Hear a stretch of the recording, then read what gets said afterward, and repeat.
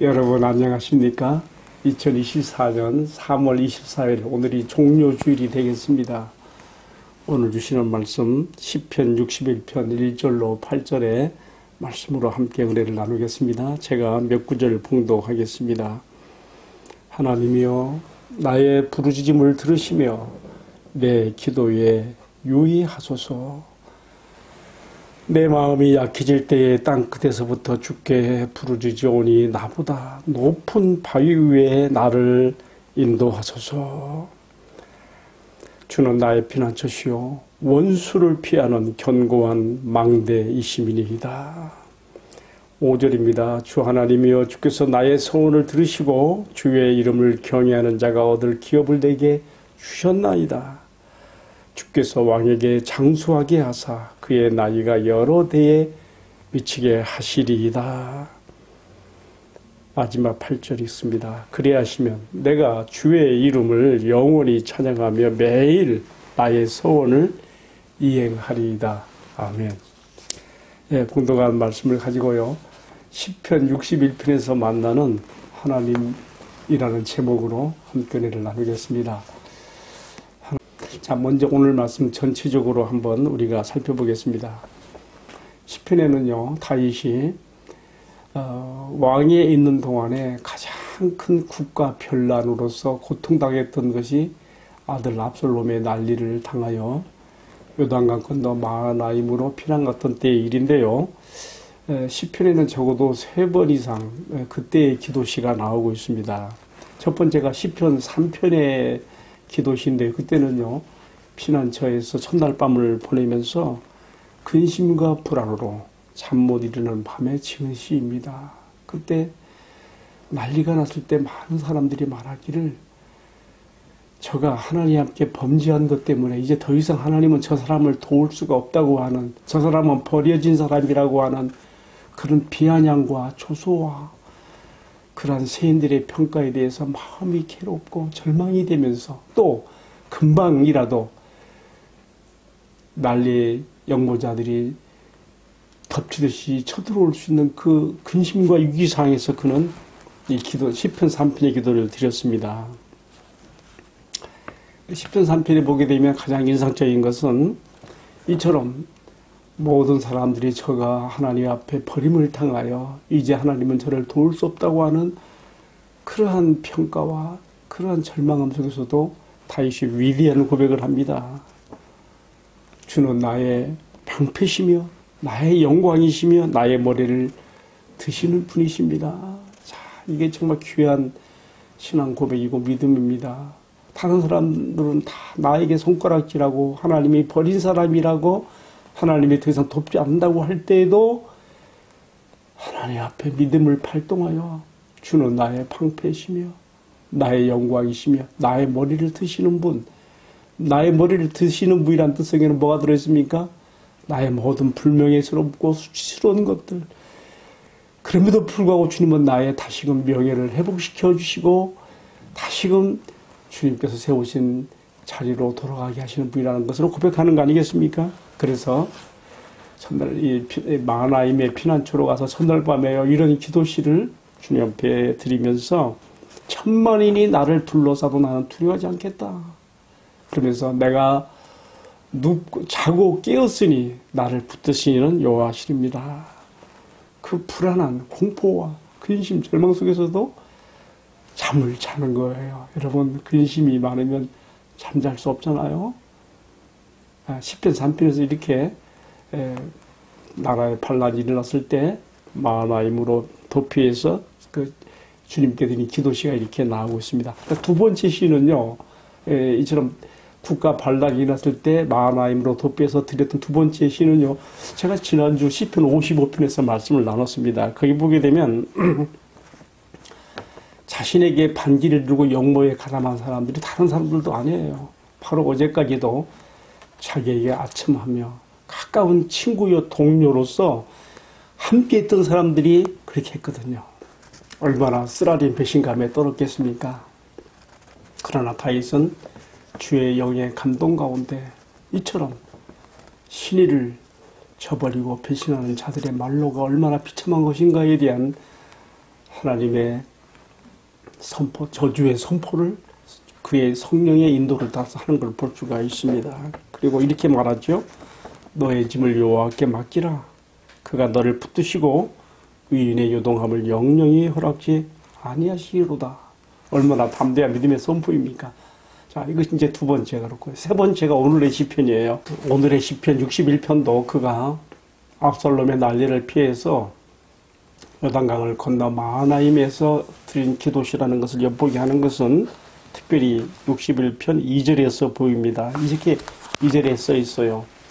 내 마음이 약해질 때에 땅끝에서부터 주께 부르짖으오리니 나보다 높은 바위 위에 나를 인도하소서. 지금 다윗은 자신이요, 땅끝에 가서 지금 이 기도를 주님께 드리는 것이라고 말하고 있습니다. 여기서 말하는 땅끝은요, 요단강 건너 마하나임이니까 뭐 예루살렘에서 없고 멀어봐야 그렇게 먼 거리는 아니죠. 그래도 불구하고 그는 심리적인 그 거리감이 얼마나 멀리 떨어져 있는지.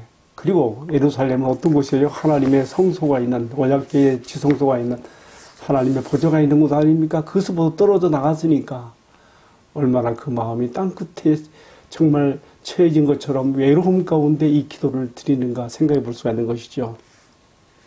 그가 예루살렘을 벗어나서 피난처 마하나임에서 그렇게 말했습니다. 내 마음이 약해질 때에 땅끝에서부터 주께 부르짖는 나의 기도를 들으사 나보다 높은 바위 위에 나를 인도하소서. 여기서 말하는 나보다 높은 바위라는 것은 곧 예루살렘이 이스라엘 전체에서 항상 높은 곳으로 올라가는 곳으로 표현되고 있거든요. 그렇게 이제 지리적인 이치로도 생각해 볼 수 있겠고요. 한편 나의 높은 반석과 바위가 되시는 하나님을 여기서도 지칭한다고도 볼 수가 있습니다. 이렇게 나를 인도해 달라고 하는 그 기도를 드리고 있습니다. 지금 이 61편이 피난처에서 드리는 기도라는 것을 엿볼 수 있는 또 한 가지는요, 6절과 7절에서도 보입니다. 6절에서 보게 되면요, 주께서 왕에게 장수하게 하사 그의 나이가 여러 대에 미치게 하시리다. 참 제왕의 시 같아요. 그런데 여기 속에는 무슨 뜻이 담겨 있습니까? 지금 다윗은 지금 자기의 목숨이 왔다 갔다 하는 절박한 상황에도 불구하고 믿음의 배짱이 있는 거예요. 자신의 왕위는 그냥 주어진 왕위가 아니에요. 사무엘하 7장 14절 다윗 언약에 근거하여서 하나님이 통치자로 하나님의 통치를 대의하는 자로서 하나님이 세우시는 이스라엘 왕의 자리에 오는 것이거든요. 그렇기 때문에 지금 비록 난리가 나서 나의 왕위가 지금 정탈되어지고 위기에 처해 있지만 그러나 이 자리가 하나님께서 세우신 자리이기 때문에 내가 다시금 돌아가게 된다는 믿음을 갖고 있는 거예요. 그러니까 주께서 왕에게 장수하게 하사 그의 나이가 여러 대에 미치게 하시리이다. 나뿐만 아니라 나의 후계 구도까지도 하나님께서 다 섭리하시고 이끄실 것을 바라보고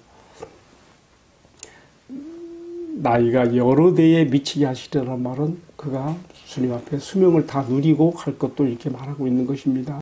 우리가 아는 대로 바로 다윗의 이 고백처럼 이 다윗의 왕위의 후계 구도에서 훗날 우리의 구원자 예수님이 오시게 되는 것이죠. 자, 여러분, 제가 지금 오늘의 본문의 말씀을 전체적인 뜻에 입각해서 어떤 흐름으로 가고 있는가를 보았습니다. 이 시가 압살롬의 난을 피하여서 요단강을 건너 마하나임으로 피난한 그 도피처에서 드리는 시라고 하는 것을 특별히 2절과 6절에 비추어서 말씀을 드렸습니다.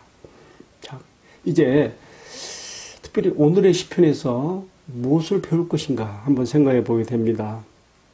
여러분, 우리 하나님께서 기록된 말씀을 통해서 자신을 나타냈을 때에 선지자들의 글이나 모세의 글에는 이렇게 직접적으로 이렇게 말씀을 나타내시는 것이 있습니다만 시편은 어찌 보면 좀 간접적으로 나타내세요. 우리가 맑은 호숫가에 가면 그 호숫가에 하늘이 내려앉고 하늘의 구름도 보이고 그 맑은 호수에 비춰지는 것처럼 시인의 이 찬양이나 기도시 이런 것들을 통해서 하나님이 어떤 분이신가를 드러낸다는 말이죠. 자, 이런 관점에서 오늘 시편 61편에 나오는 다윗의 기도시에서 우리가 하나님을 어떻게 만나는가 한번 우리가 보는 것입니다. 자, 첫 번째로는요, 61편 3절입니다. 이렇게 말했어요.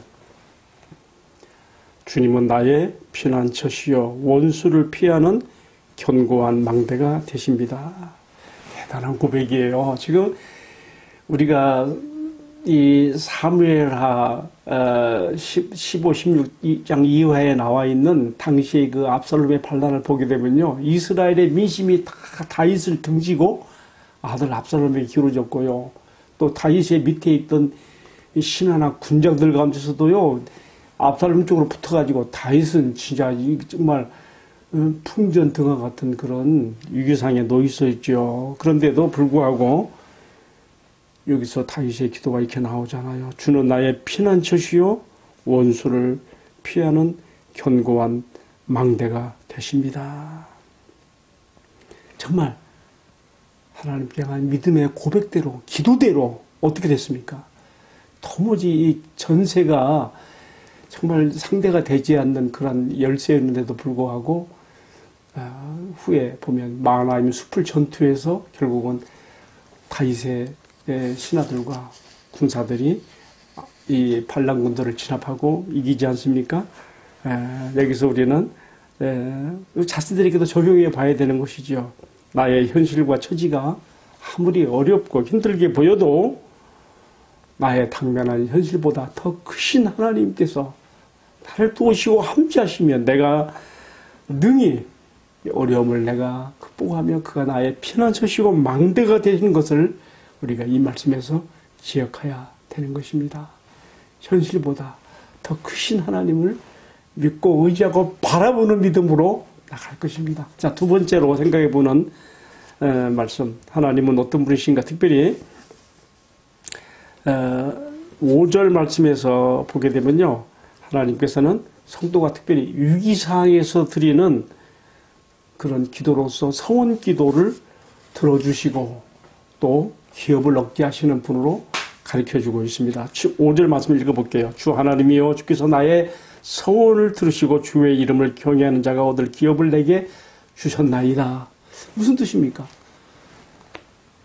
다윗은 지금 절박하고 정말 그 위기에 처한 상황에서 하나님 앞에 일반적인 기도가 아니고요, 금식 기도도 아니고요, 이런 기도를 더욱 뛰어넘는 서원 기도를 드렸어요. 여러분, 서원 기도는 아무 때나 드리는 것이 아닙니다.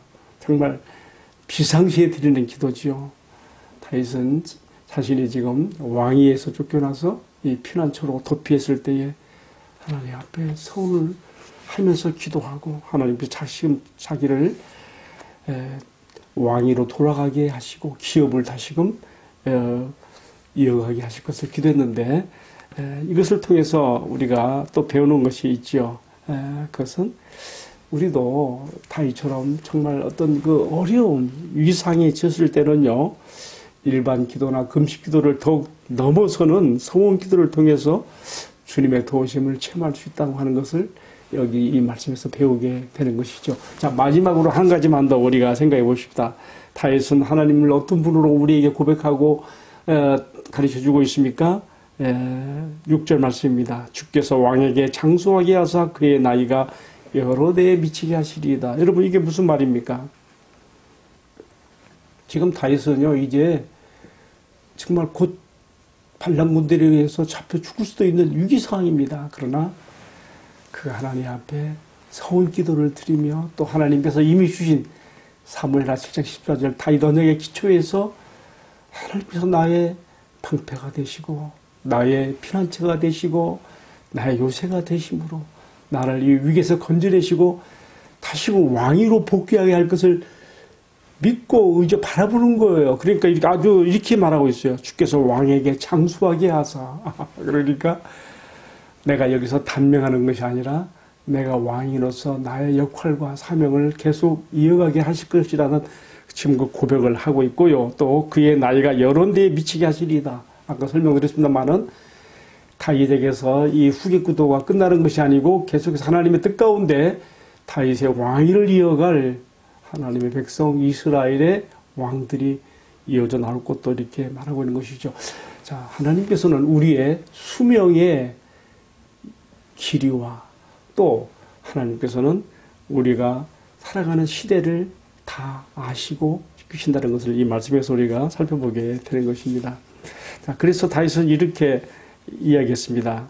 7절에 보면 그가 영원히 하나님 앞에 거주할, 그는 자기 자신을 지금 말하는 거예요. 다윗 자신이 하나님의 은혜를 받아서 지금은 내가 피난처에서 이렇게 도피자의 입장에 있지만은 다시 돌아가 하나님 앞에서 영원히 거주하리니 인자와 진리를 예비하사 그를 보호하소서 그랬습니다.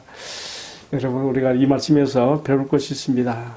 하나님께서 내가 살아가는 이 땅에서의 내 수명의 기한을 다 하나님께서 아시고 나의 일상을 이어가게 하시고 하나님의 인자와 진리 가운데 살아가게 하시는 것이 얼마나 귀한 축복인가. 지금 다윗은 피난처에서 정말 보장할 수 없는 내일에 대해서, 그러나 그는 다시금 일상으로 돌아가서 하나님의 자비와 인자 가운데 일상의 삶을 살아갈 것을 말하고 있습니다. 성도 여러분, 오늘 말씀을 마치면서 저는 그 생각이 들었어요. 우리가 하나님의 얼굴빛 앞에서 그리고 그의 인자와 그의 자비하심 진리 안에서 살아가는 하루하루가 얼마나 귀하고 복된 것인가 우리 알아야 됩니다. 다윗은 그것을 국가 반란이 일어나서 요단강 건너 멀리 마하나임의 도피처로 갔을 때 깨달은 거예요. 내가 예루살렘에서 내가 보냈던 하루하루의 일상이 정말 평범했던 그 지난날의 일상이 사실은 하나님 앞에, 하나님의 얼굴빛 앞에서 얼마나 귀하고 좋았던 하루하루 일상이었는가. 그의 인자와 자비와 진리 가운데 살아가는 하루하루. 여러분, 오늘 우리가 다 이런 은혜와 축복을 우리가 받고 있습니다. 우리 주 예수 그리스도 안에서 우리가 일상의 축복, 은혜, 하나님 안에 거하는 이것 너무 귀한 것입니다. 다윗은 자신이 범죄에 빠져서 어려움을 당해본 가운데서 이걸 깨달은 것입니다. 우리는 우리 평범한 일상의 주님 앞에 귀하게 나에게 준 선물인 것을 알고 늘 감사와 찬양으로 다윗처럼 8절 마지막 나오죠. 내가 주의 이름을 영원히 찬양하며 매일매일 나의 소원을 이행하리이다. 다윗이 그랬잖아요. 주님이 나를 다시금 나의 자리로 돌이켜 주실 때에 내가 어떻게 하겠습니까? 소원 기도를 했다 했는데 내가 그 소원을 매일 내가 이행하겠다고 이렇게 했습니다. 우리에게도 이러한 다짐이 있게 되기를 기원합니다. 기도하겠습니다. 나의 피난처가 되시고 견고한 망대가 되시며 나의 소원을 들어주시고 기업을 주시는 나의 주 나의 하나님 감사드립니다. 나의 수명과 나의 연대의 기한도 다 주님의 손에 있으니 내가 주님께서 허락하시는 주님의 얼굴빛 앞에서 주의 인자와 진리 가운데 거하는 일상의 축복을 잘 누려갈 수 있게 하여 주옵소서. 오늘부터 종료주일이 시작되고 한 주간 고난주간으로 들어가고 다음 주 부활주일을 맞는데 이번 한 주간 정말 주님의 특별한 은혜 가운데 저희들이 거하며 주님의 십자가의 고난을 묵상하고 나에게 주신 은혜를 생각하며 더욱 주님께 가까이 나가는 친밀함이 있게 하시고 경멸의 훈련이 있게 하시고 변화되어 새로움을 받는 귀한 이 한 주간으로 축복해 주옵소서. 주 예수님 이름 받들어 기도하옵나이다. 아멘. 예, 마쳤습니다. 감사합니다.